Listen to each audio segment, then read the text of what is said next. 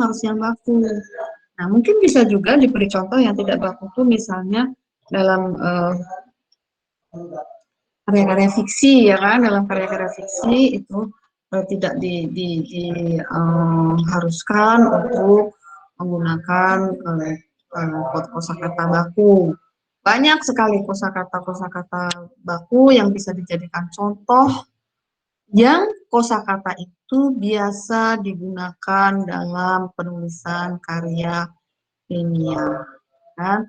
Misalnya digabung atau dipisah, yang unsur terikat, misalnya itu subbab atau subbabnya itu dipisah atau digabung.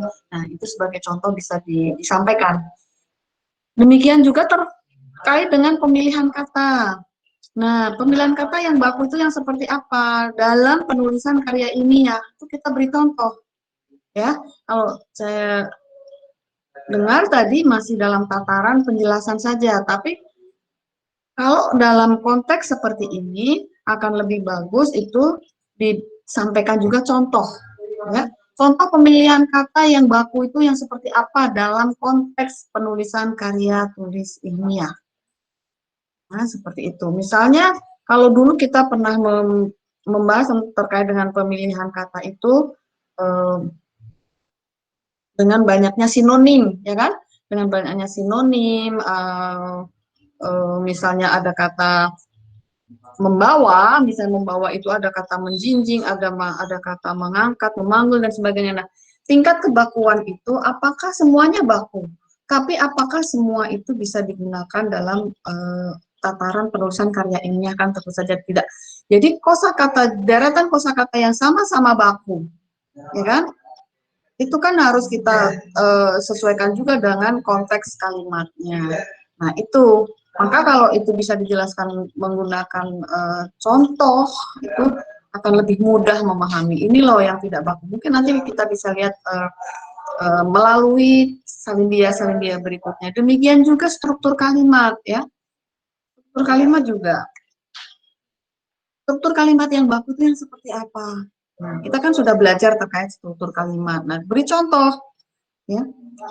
Dalam fiksi pun, kalau dalam fiksi itu kan ada juga struktur kalimat baku, tapi tingkat kebakuan struktur kalimat dalam karya fiksi dengan karya ilmiah tentu saja berbeda. Maka itu perlu juga kita berikan contoh. Paragraf juga, ya, paragraf yang baku, yang standar itu yang seperti apa dalam konteks penulisan karya tulis ilmiah. Kemudian acuan yang kita gunakan untuk menentukan atau untuk mengategorikan bahwa tulisan ini atau hal tersebut adalah baku atau tidak baku, kita mempunyai 3 acuan yang kalau tidak salah itu ditulis juga sebenarnya, itu ada PUEB, ya kan, Pedoman Umum Ejaan Bahasa Indonesia, Pedoman Penulisan Istilah, dan KBBI. Nah, pedoman penulisan istilah itu kan sudah mengatur istilah-istilah mana yang atau bagaimana cara menyerap sebuah kata dari kosakata asing ke dalam ranah bahasa Indonesia. Ada yang diserap langsung, ada yang diserap sebagian, ya kan? Nah, seperti itu bisa disampaikan. Apakah kita mau menggunakan kata unduh atau download, unggah atau upload misalnya. Nah, itu kan ada aturannya. Itu bisa dibuat contoh, ya. Gadget atau gawai atau HP atau apalah. Itu hal semacam itu yang bisa ditulis, diungkapkan tadi sebagai contoh. Kemudian dijelaskan juga jika istilah-istilah yang kita gunakan itu belum ada padanannya, pastikan belum ada padanannya dalam bahasa Indonesia, maka penulisannya adalah sesuai dengan aslinya dan ditulis miring, kan seperti itu. Tetap bagaimana cara mengecek apakah ini sudah masuk dalam ranah bahasa Indonesia atau belum, kita menggunakan KBBI. Jika kosakata itu sudah masuk, pasti di KBBI sudah ada. Itu artinya dia sudah menjadi warga bahasa Indonesia. Tapi ketika dicek sebuah kata, oh sebenarnya underpass itu sudah atau apa namanya download itu sudah bahasa Indonesia atau belum ya misalnya, atau tadi share screen itu sudah ada padanannya atau belum ya. Oh ternyata karena memang ini ilmu perkembangan yang baru ya, di webinar, Zoom. Nah, itu tuh kan istilah-istilah baru.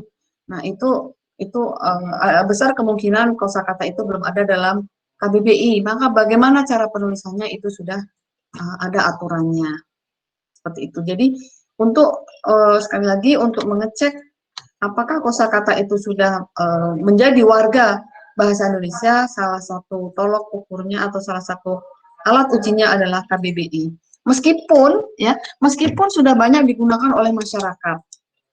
Ini banyak banyak sekali masyarakat menggunakan kata sekarang yang sedang naik daun itu kata virtual misalnya. Nah, apakah kata virtual itu sudah masuk KBBI atau belum? Itu bisa sudah masuk bahasa Indonesia atau belum bisa dicek di KBBI misalnya unduh, unggah atau download, upload itu sudah masuk atau belum? Kalau belum pasti ada padanannya.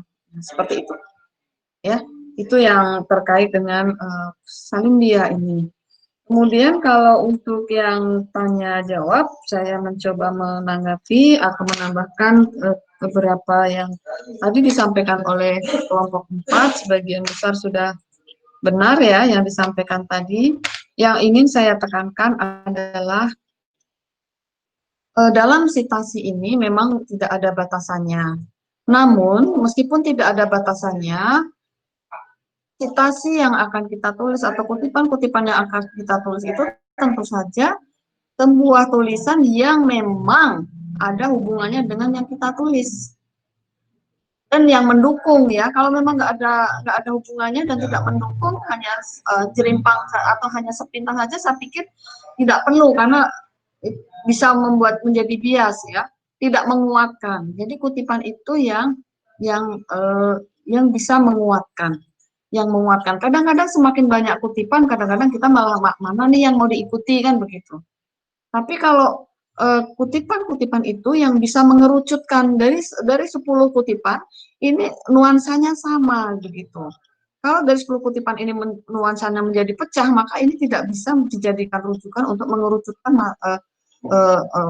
pembahasan yang akan kita lakukan.